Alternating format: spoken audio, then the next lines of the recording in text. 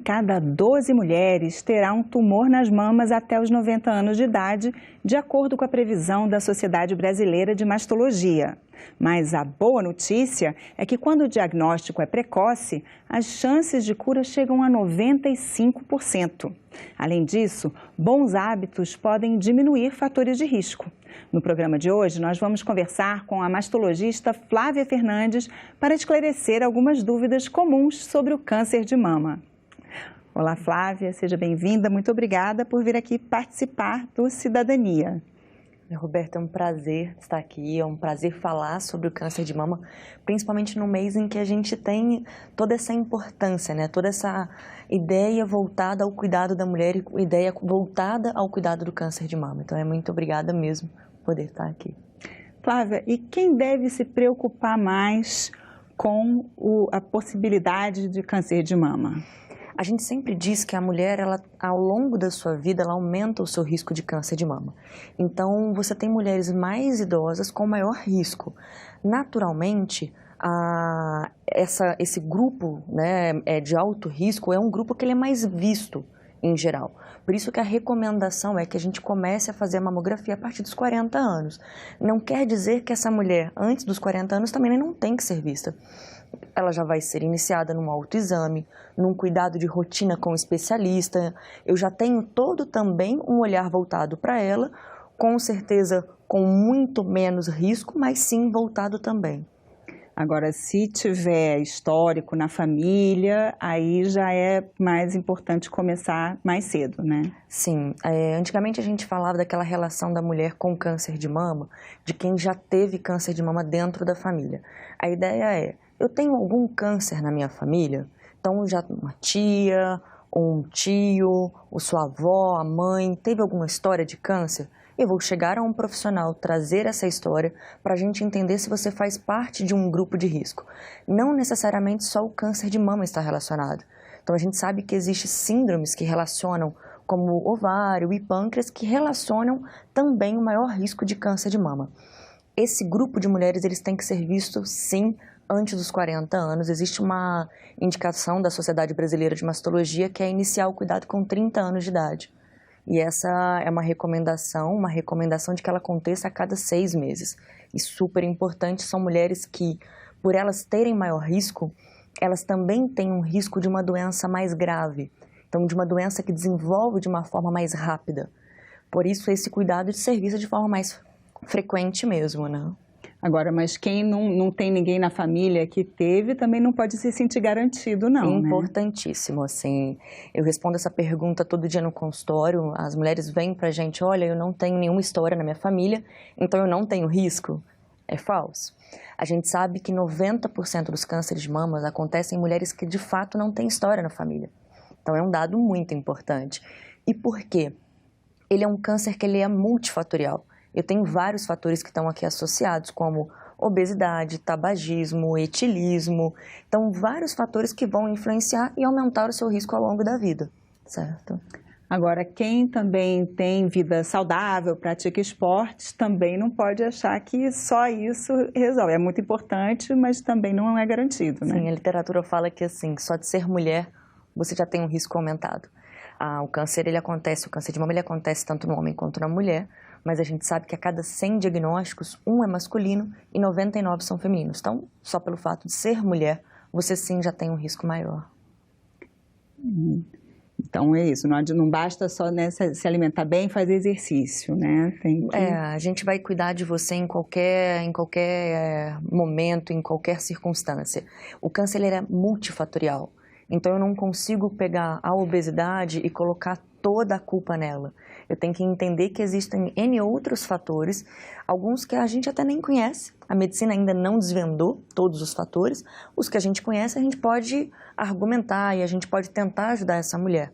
Mas N outros, como a menstruação acontecer de forma precoce, a menopausa entrar de forma tardia, é algo que não está no nosso controle, não está no controle da mulher. E você teve hábitos saudáveis, você se exercitou e mesmo assim você tem um risco maior. E se a mulher faz autoexame, não encontra nódulo nenhum, ela precisa fazer a mastologia assim mesmo, ou melhor, o exame, a mamografia assim mesmo? Sim, é uma dúvida frequente, assim, a mulher, o autoexame, ele é muito divulgado e ele foi muito divulgado primeiro no começo dessa discussão, eu acredito que lá por a década de 70 isso foi algo muito importante, porque as mulheres faziam um diagnóstico tardio. Imagina que a mama é algo externo, então é um órgão externo que eu vejo, que eu visualizo aquilo, eu consigo tocar, então eu consigo sentir alterações. E essa foi a maior forma da gente descobrir a doença durante muitos anos. A mamografia como aparelho de acesso, ela surgiu na década de 30, mas ela como acesso, ela foi levantar na década de 70. Até ela chegar como um exame rotineiro para a população, demorou muitos anos. Então, sim, o autoexame ele foi muito importante durante muitos anos. Hoje a gente diz sobre o autoexame porque a mulher ela precisa se conhecer.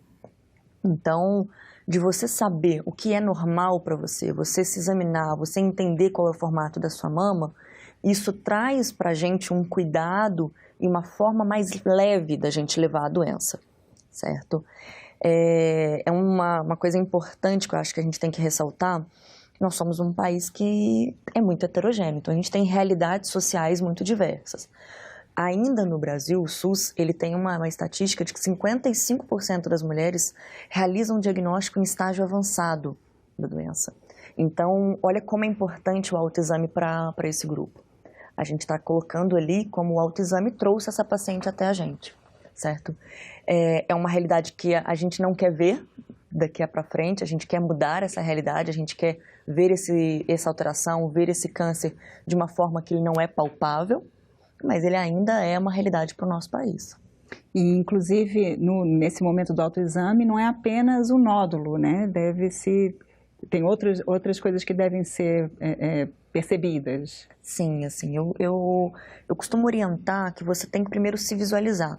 Então, a mulher ela tem que ter uma ideia do como é a mama, como é o formato da minha mama, é uma maior, outra menor, houve alteração nessa assimetria, como é o meu mamilo?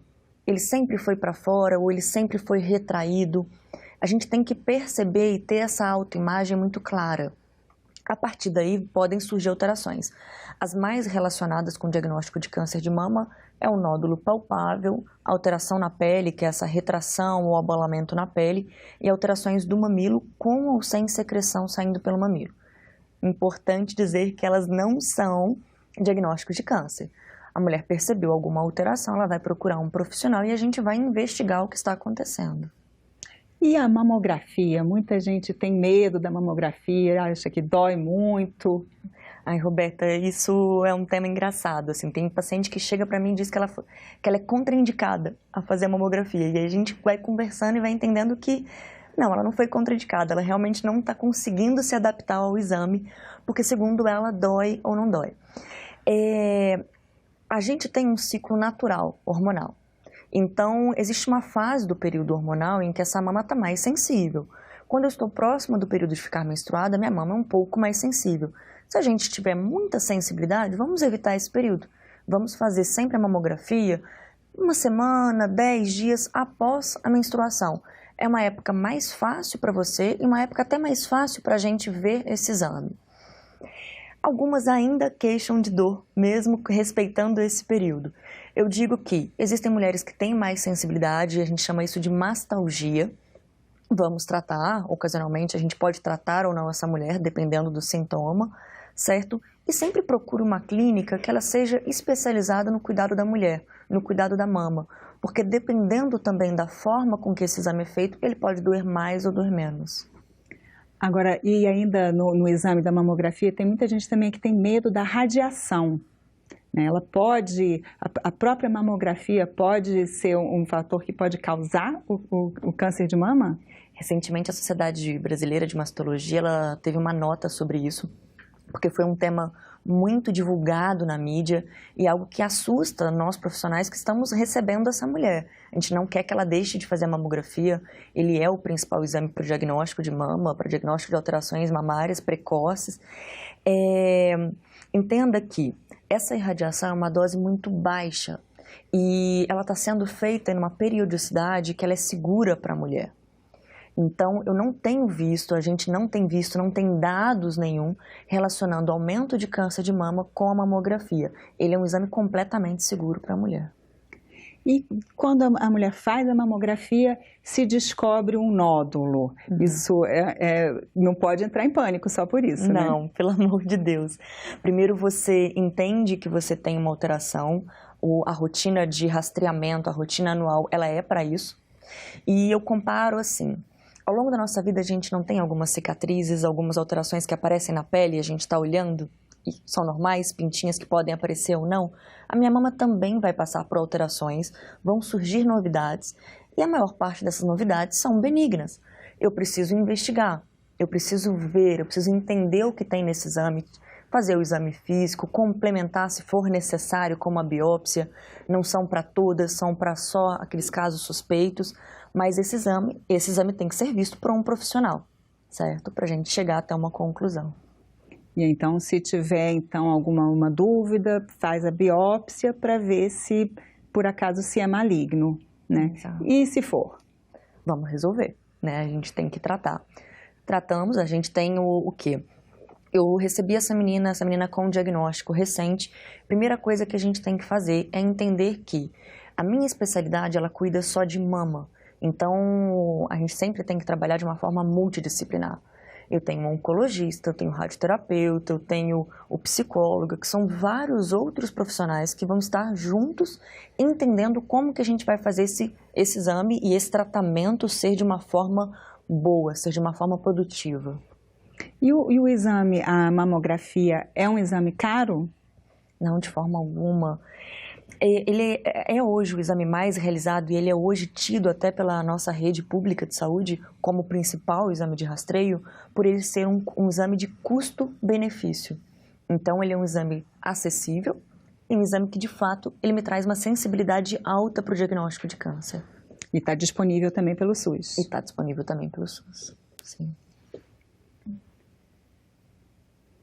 Sim, e como você acabou de mencionar, a equipe multidisciplinar, então, faz a diferença no tratamento. Sim, se a gente for olhar o tratamento do câncer, o câncer é uma doença complexa.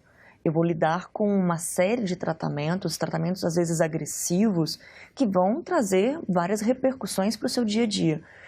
O médico ele não pode agir sozinho, então essa que é a ideia da gente ser multidisciplinar.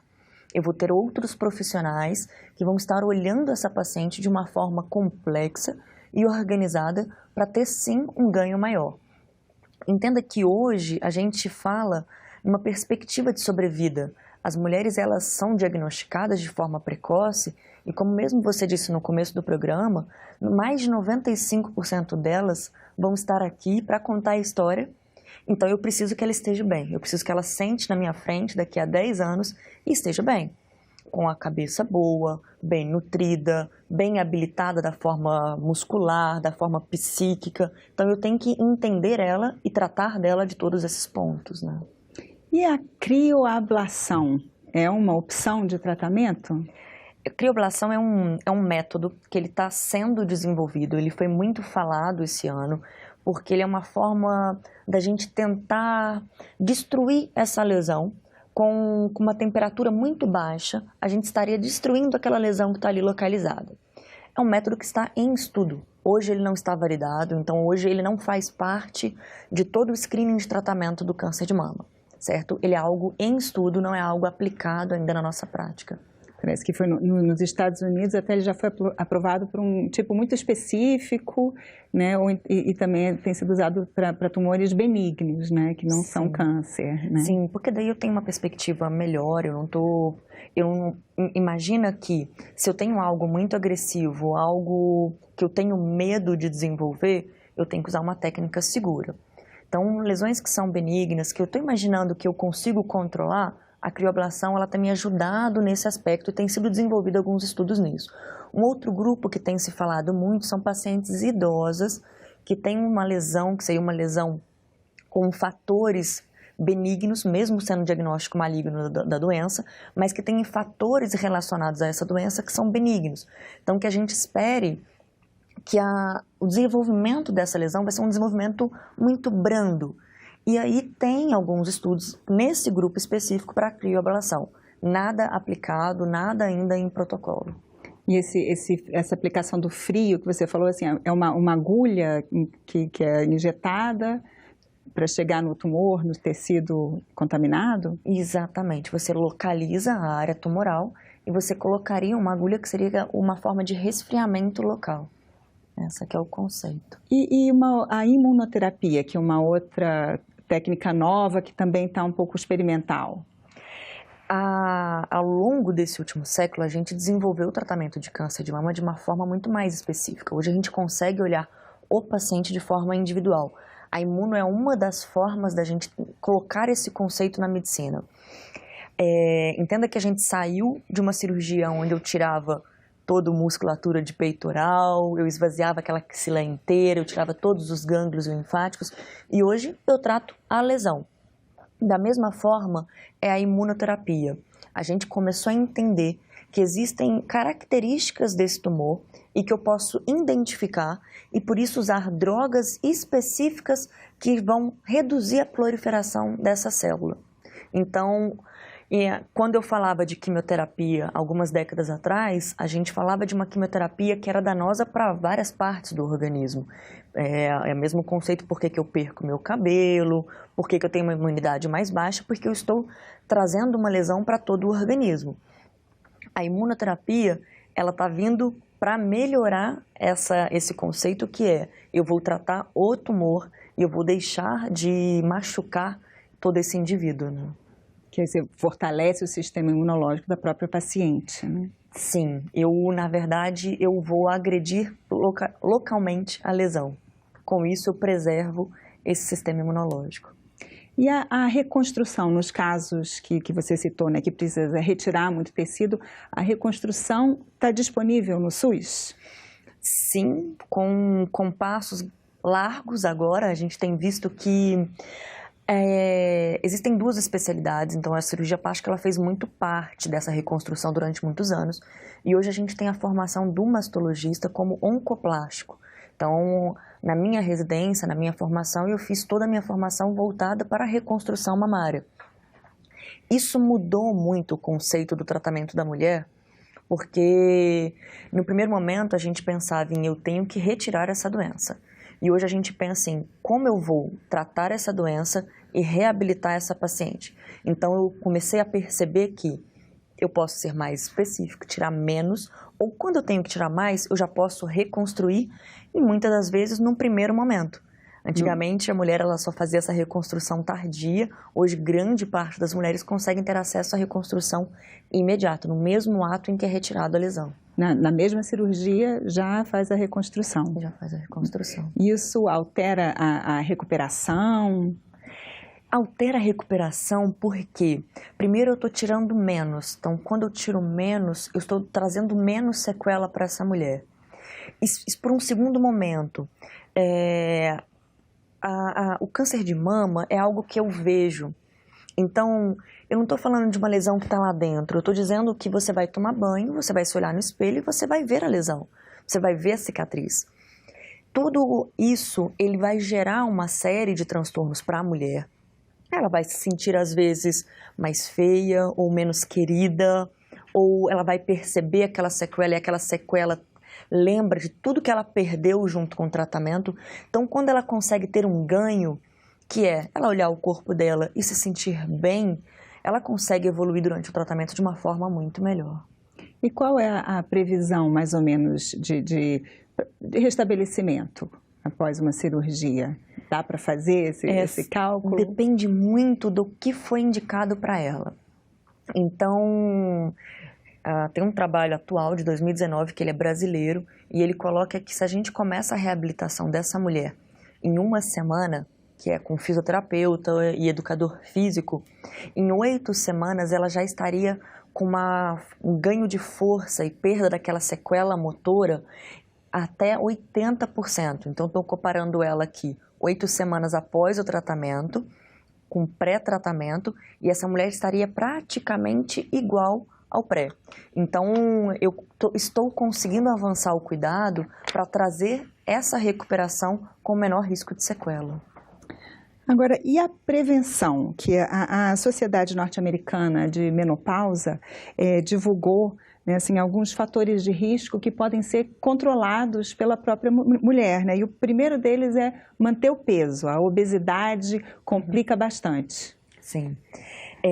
A gente desenvolveu, acho que muito nisso, né? Hoje a gente entende muito mais esse fator em relação ao câncer de mama. O que a gente percebeu? Existe um dado em que, se eu olhar as mulheres que não têm diagnóstico, tá? Existe um maior risco das mulheres desenvolverem um câncer de mama quando elas têm um sobrepeso ou obesidade. Então, eu não estou dizendo só da paciente obesa. O sobrepeso já é um fator de risco. Tá? Se eu for olhar toda essa população, existe um dado que é muito impressionante, que ele diz que eu reduzindo essa ingesta de gordura, eu reduzindo esse ganho de peso, eu poderia modificar em até 30% o número de pacientes diagnosticadas. Então, é um dado que traz muito peso para o nosso dia a dia. Ele traz a saúde como parte da sua responsabilidade. Não.